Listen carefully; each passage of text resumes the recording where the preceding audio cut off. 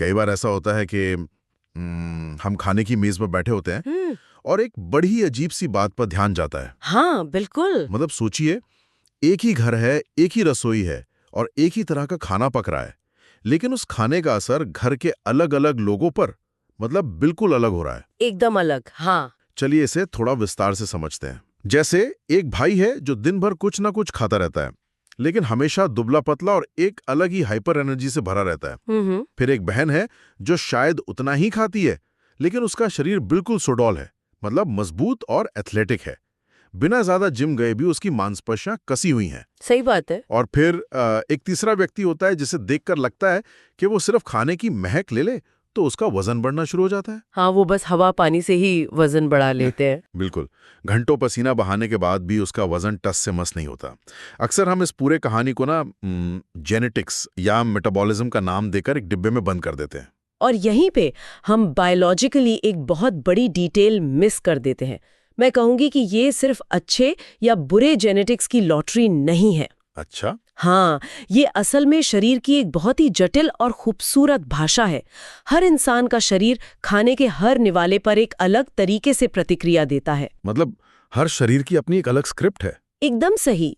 आज हम जिन रिसर्च और नोट्स की गहराई में जा रहे हैं ना, वो इस पूरी गुत्थी को एक बहुत ही दिलचस्प नजरिए से खोलते हैं। ये नोट्स हमें बताते हैं कि कैसे हजारों साल पुराना आयुर्वेद और आज का मॉडर्न न्यूट्रिशन साइंस, जो प्रोटीन, कार्ब्स और फैट की बात करता है, असल में अलग-अलग नहीं है। अरे वाह! हाँ, वो एक ही बायोलॉजिकल सच को दो अलग-अलग भाषाओं में समझा रहे हैं। तो अगर हम उस मेज पर बैठे उन तीन भाई बहनों को देखें तो ऐसा लगता है कि वो अलग अलग ग्रहों से आए हैं, है ना? बिल्कुल ऐसा ही लगता है। अगर हम सबसे पहले उस दुबले पतले भाई की बात करें जो हमेशा भागता रहता है, प्राचीन आयुर्वेद की भाषा में इसे वात दोष कहा गया है, यानी वायु और आकाश तत्व का मिश्रण। पर अगर इसे आज के बायोलॉजिकल नजरिए से देखें तो इसका मतलब क्या है? मतलब क्या इनका नर्वस सिस्टम दूसरों से अलग होता है? इसको इस तरह से देखिए, वात प्रधान शरीर का जो बेसलाइन मेटाबॉलिक एक्सपेंडिचर है, यानी आराम करते हुए भी उनका शरीर जो ऊर्जा खर्च करता है वो बहुत ज्यादा होता है। अच्छा, मतलब बैठे बैठे भी कैलोरी जल रही है। हाँ, वायु और आकाश का मतलब ही है लगातार गति। ऐसे लोगों का नर्वस सिस्टम हमेशा ओवरड्राइव में रहता है।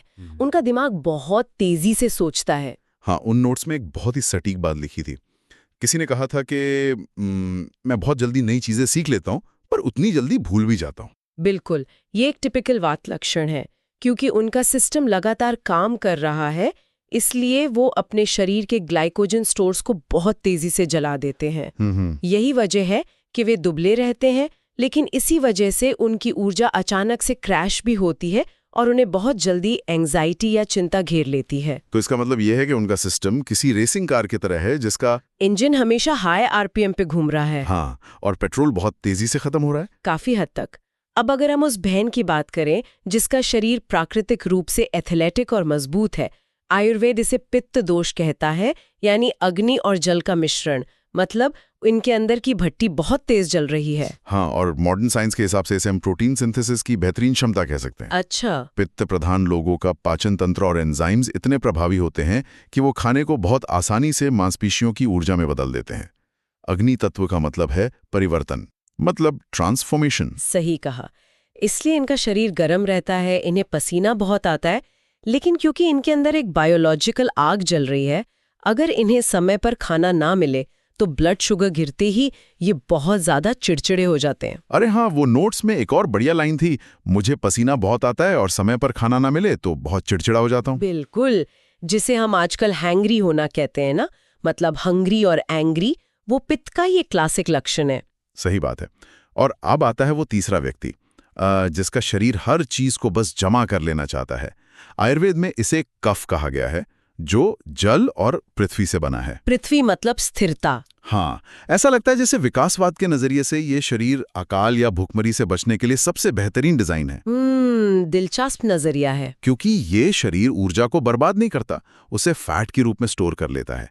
नई आदत डालने में भी इन लोगों को बहुत समय लगता है ना। ये एक बहुत ही सटीक विश्लेषण है। बायोलॉजिकली कफ प्रधान लोगों का मेटाबॉलिक रेट धीमा होता है, उनका शरीर ऊर्जा को बचाने में मास्टर होता है। अच्छा। इसलिए उनकी हड्डियां भारी होती हैं, त्वचा में प्राकृतिक नमी और चिकनाई होती है, स्वभाव से ये लोग बहुत शांत और भरोसेमंद होते हैं। मतलब वात की तरह हमेशा भागदौड़ नहीं करते? नहीं, बिल्कुल नहीं। इनका नर्वस सिस्टम वात की तरह लगातार स्पाइक नहीं करता। ये गहरी नींद सोते हैं, लेकिन इसी स्थिरता की वजह से इनमें आलस्य बहुत जल्दी आता है। अगर हम इन तीनों को एक साथ रखकर देखें तो ऐसा लगता है जैसे हमारे शरीर अलग अलग ऑपरेटिंग सिस्टम पर चल रहे हैं। जैसे टेक की दुनिया में iOS है, एंड्रॉयड है या फिर लिनक्स है। हाँ, बहुत बढ़िया उदाहरण है। अब मान लीजिए कि कोई एक बहुत ही हैवी गेमिंग ऐप है।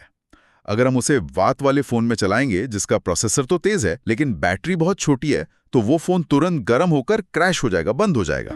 कफ वाला फोन उस गेम को लोड करने में ही बहुत समय लगाएगा क्योंकि उसका प्रोसेसर धीमा है, भले ही बैटरी कितनी भी बड़ी हो। सही है। और पित्त वाला फोन शायद उसे एकदम स्मूथ चला ले।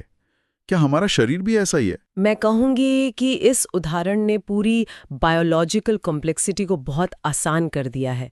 असल में कोई भी इंसान सिर्फ 100% वात, पित्त या कफ नहीं होता। मिक्स होते हैं। हाँ, हम सब इन दोषों का एक अनूठा मिश्रण होते हैं, जैसे वात पित्त या पित्त कफ। यह इंसान की मूल प्रकृति यानी उसका डिजाइन तय करता है। समस्या तब शुरू होती है जब हम अपने ऑपरेटिंग सिस्टम को पहचाने बिना उसमें किसी और का सॉफ्टवेयर या ईंधन डालने की कोशिश करते हैं। और यहीं से खाने और पोषण की बात शुरू होती है, क्योंकि ऑपरेटिंग सिस्टम चाहे जो भी हो, उसे चलाने के लिए हार्डवेयर और बैटरी तो चाहिए। बिल्कुल चाहिए। जब हम आधुनिक न्यूट्रिशन साइंस की तरफ देखते हैं तो वो इस पावर को मैक्रोन्यूट्रिएंट्स कहता है। प्रोटीन, कार्बोहाइड्रेट्स और फैट्स। हाँ। अक्सर हम बस ये मान लेते हैं कि प्रोटीन मतलब मांसपेशियां और कार्ब्स मतलब ऊर्जा, लेकिन क्या ये इतना ही सीधा है? ये उससे कहीं ज्यादा गहरा है।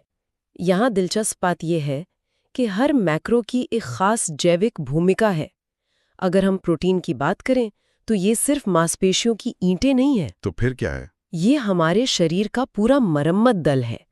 शरीर में जो एंजाइम्स खाने को पचाते हैं, जो हार्मोन्स हमारे मूड को कंट्रोल करते हैं, यहाँ तक कि हमारे इम्यून सिस्टम के जो सैनिक बीमारियों से लड़ते हैं, वो सब प्रोटीन से बने हैं। वाओ! दालें, पनीर, अंडा, ये सब शरीर को वो अमीनो एसिड देते हैं जो जीवन को चालू रखते हैं। और कार्बोहाइड्रेट्स?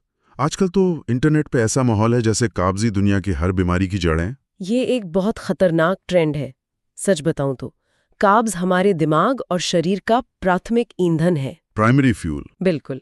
जब आपके दिमाग को किसी की भी दिमाग को कोई जटिल गणित का सवाल हल करना होता है, तो वो फैट या प्रोटीन नहीं बल्कि कार्ब्स से मिलने वाले ग्लूकोज का इस्तेमाल करता है। अच्छा। इसके अलावा चावल, फल, ओट्स जैसी चीजों में जो फाइबर होता है, वो हमारे पेट के अच्छे कीटाणुओं का मुख्य भोजन है। बिना फाइबर के हमारा पाचन तंत्र पूरी तरह चरमरा सकता है। मुझे यहाँ थोड़ा पुशबैक देना होगा। हाँ, बताइए। अक्सर लोग कार्ब्स और फैट को दुश्मन मानते हैं। वजन घटाने की होड़ में लोग इन्हें पूरी तरह से थाली से गायब कर देते हैं। तो क्या फैट वाकई इतना बुरा है? बायोलॉजिकली देखें तो ये एक बहुत बड़ी भूल है। यहाँ दिलचस्प बात यह है कि फैट कोई विलन नहीं, बल्कि ये शरीर का एक बेहद अहम निर्माण खंड है। अच्छा, कैसे? क्या आपको पता है कि हमारे शरीर की हर एक कोशिका की जो बाहरी दीवार होती है वो फैट से बनी होती है? वेट, सच में? जी हाँ। अगर शरीर में फैट नहीं होगा तो कोशिकाएं आपस में बात ही नहीं कर पाएंगी। इसके अलावा कई बहुत जरूरी विटामिन्स हैं जो फैट सॉल्युबल होते हैं। मतलब ये विटामिन्स पानी में नहीं बल्कि सिर्फ फैट में घुलकर ही शरीर के अंदर जा सकते हैं? एकदम सही। घी, मेवे, एवोकाडो, ये सब अच्छे फैट हैं और हमारे हार्मोन बनाने के लिए बहुत जरूरी हैं। यहाँ बात वाकई बहुत दिलचस्प हो जाती है जब हम आयुर्वेद के इन ऑपरेटिंग सिस्टम्स को साइंस के इन मैक्रोस के साथ जोड़ते हैं। मतलब दोनों चीजें एक दूसरे से बात कैसे करती हैं? चलिए उस दुबले पतले वात प्रधान भाई के उदाहरण पर वापस चलते हैं। हाँ। उसका सिस्टम कैसा है? हल्का, सूखा और बहुत ज्यादा एक्टिव। विज्ञान कहता है कि ऐसे शरीर की ऊर्जा जल्दी खत्म होती है, इसलिए इसे हेल्दी फैट्स चाहिए और कॉम्प्लेक्स कार्ब्स चाहिए। अब मजे की बात देखिए, आयुर्वेद इसी बात को कैसे कहता है। हाँ। आयुर्वेद कहता है कि वात को गर्म, भारी और नम भोजन से संतुलित किया जाता है। तो जिसे साइंस कैलोरी डेंसिटी और हेल्दी फैट्स कह रहा है, आयुर्वेद उसे ही अपनी भाषा में गरम और भारी कह रहा है। बिल्कुल। आयुर्वेद हमें अंतर्निहित डिजाइन बताता है और विज्ञान निर्माण सामग्री दे रहा है। दोनों एक ही सच बता रहे हैं। अगर मैं इसे थोड़ा और आसान करूं, मान लीजिए एक वात प्रधान व्यक्ति है। वो सोचता है कि उसे फिट होना है और वो इंटरनेट देखकर दिन भर सिर्फ कच्चा सलाद खाना शुरू कर देता है। ये तो गड़बड़ है। हाँ, वात वाले इंसान को सिर्फ सलाद खिलाना वैसा ही है जैसे पेट्रोल कार में डीजल डालना। सलाद तो ठंडा और सूखा होता है।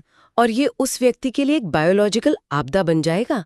उसकी हालत खराब हो जाएगी। वात के शरीर को पहले ही धरती पर टिके रहने के लिए भारीपन की जरूरत है। तो उसे क्या खाना चाहिए? उसे असल में घी में पकी हुई खिचड़ी चाहिए, जो गर्म है, भारी है और नम है।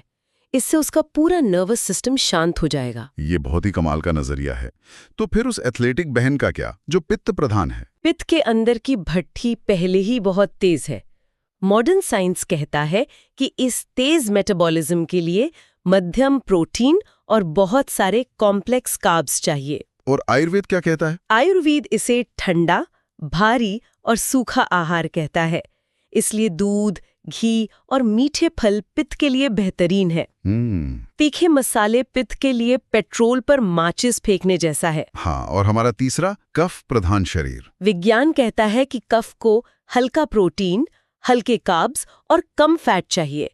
आयुर्वेद भी यही समझाता है कि इसे हल्का, गरम और सूखा भोजन चाहिए, जैसे दालें और शहद। मतलब ये साफ है कि सही निर्माण सामग्री कितनी जरूरी है। तो ये उन बड़े मिथकों को तोड़ने का सही समय है जो लोगों को सही पोषण लेने से रोकते हैं। बिल्कुल। जैसे प्रोटीन को लेकर एक बहुत बड़ी भ्रांति है। लोगों को लगता है कि प्रोटीन सिर्फ जिम जाने वालों के लिए है। ये एक खतरनाक मिथक है।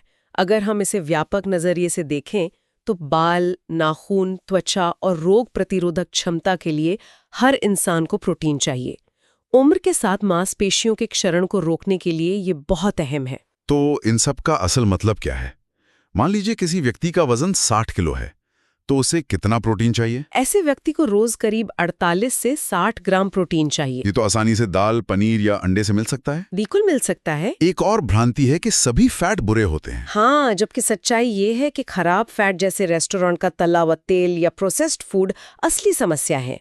अच्छे फैट दिमाग के लिए बहुत जरूरी हैं, जैसा मैंने पहले बताया। सिद्धांत और मिथक तो हमने समझ लिए, लेकिन कोई भी डीप डाइव तब तक पूरी नहीं होती जब तक कि हम इसे असल जिंदगी में लागू ना करें। कल सुबह की प्लेट कैसी दिखेगी? बहुत आसान सूत्र हैं इसके। आइए हर दोष के लिए बात करते हैं। वात के लिए क्या टिप है? वात के लिए टिप है गर्म, नम भोजन लें। कच्चे सलाद और सूखे मेवे से बचें।